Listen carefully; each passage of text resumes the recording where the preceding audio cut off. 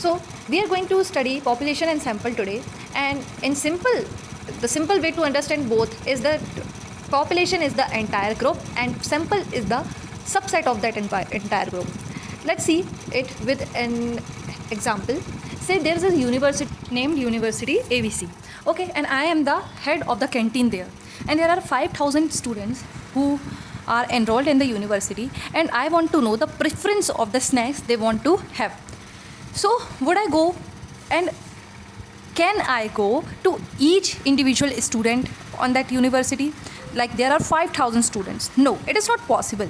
है ना? Practically it is not possible to go through every individual student and ask about their preference, what would they like to have in lunch, in as snacks or as drinks.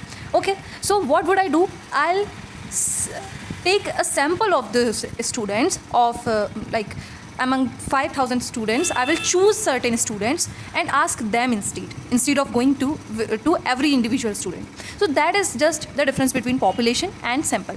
Now let's study in a text it in a bookish language. Okay, so population is the entire group you want to draw conclusion about. In an example, the 5,000 students is the population. It is the entire group that I want to draw conclusions about. Now the sample, let's say that I sampled 100 students. So 100 students is the subgroup of that population, है ना?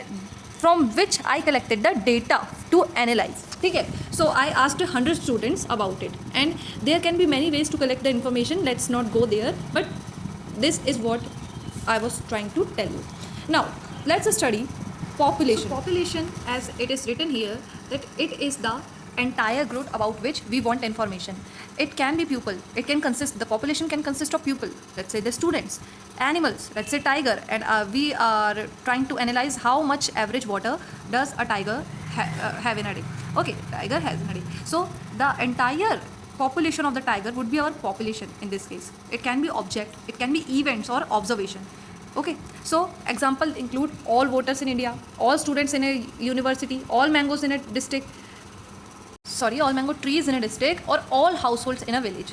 The whole group is the population. Now the sample. So sample is a smaller subset selected from the population for study or to collect the relevant information. ठीक है, so the 5,000 students example we were talking about, and studying average student would be difficult, so we select only 200 students and collect the data from those 200 students. So population was 5,000 students, the sample that we collected from is 200 students. Okay, and the sample should represent the population as accurately as possible. Okay, so this is the other concept that we will study further.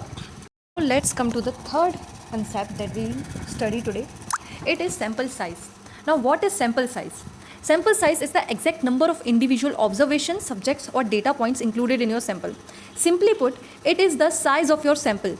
In that example, the sample size was of 200, right? The population was of 500 and we surveyed 200 students, so the sample size is 200.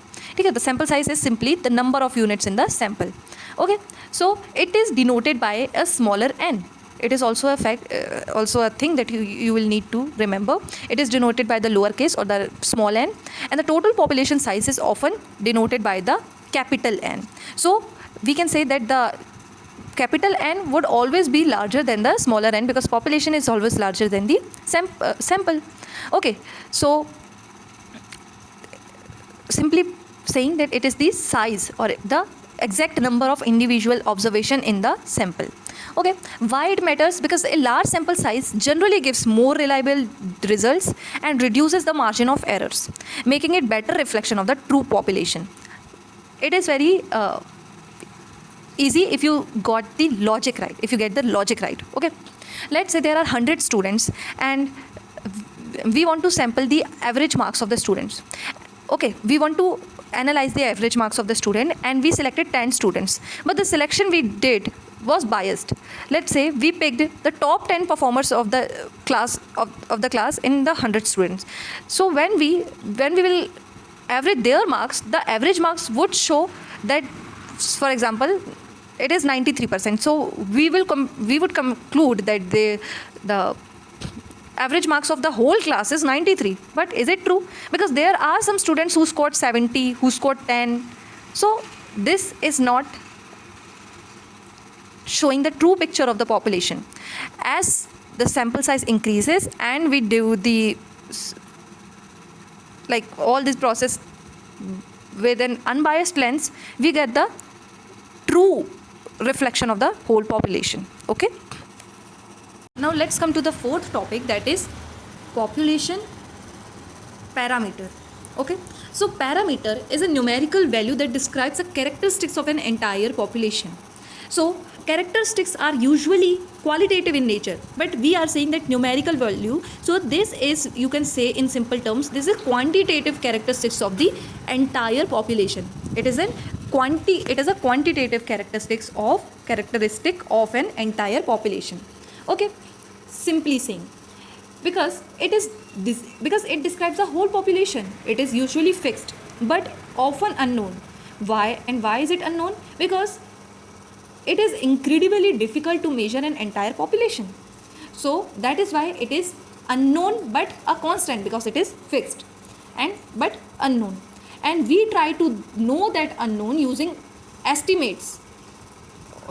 We try to estimate that unknown constant using statistics. Say the numerical, so it is just the numerical characteristics. Okay, for example, there are 5,000 students in the college and they have an average height of 165 centimeter. So the population mean would be 165 centimeter, and this is a parameter because it is a numerical characteristics of the entire population, and we try to estimate it using several statistical tools.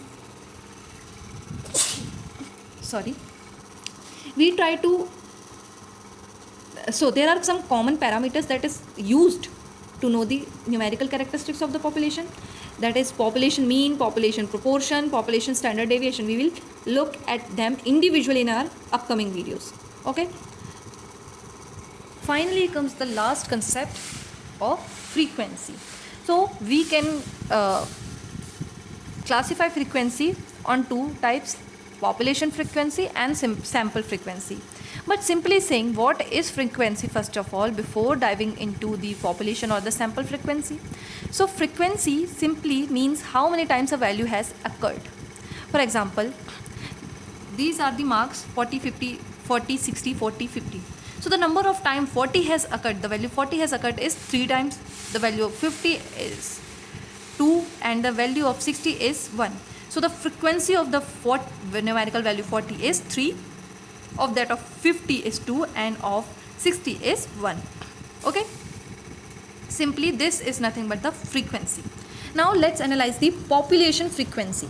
So the population frequency tells us how many times a specific value or characteristics occur across the entire population. Frequency is just the number of time characteristics or a number or a numerical value has occurred. So population frequency will say how many times a characteristics or a numerical value has occurred across entire population. Okay, so what is absolute frequency here? The exact total count of how many times a value exists in the population. Say the population is 5,000 and the number of students who like samosas are 500.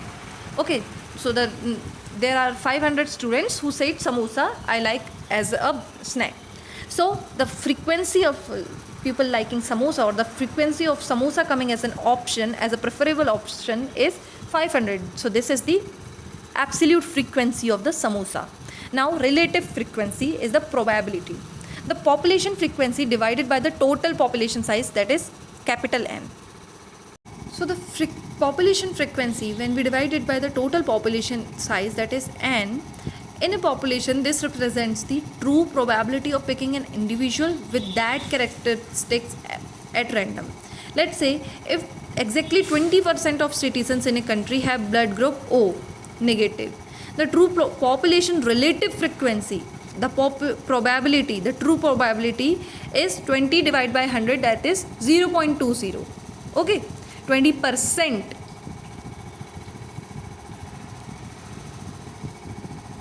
We can say. Okay, what is sample frequency?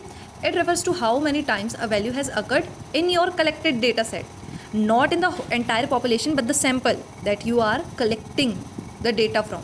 Okay, so it also has absolute frequency, the actual count of times a value has occurred in the sample, relative frequency, okay, and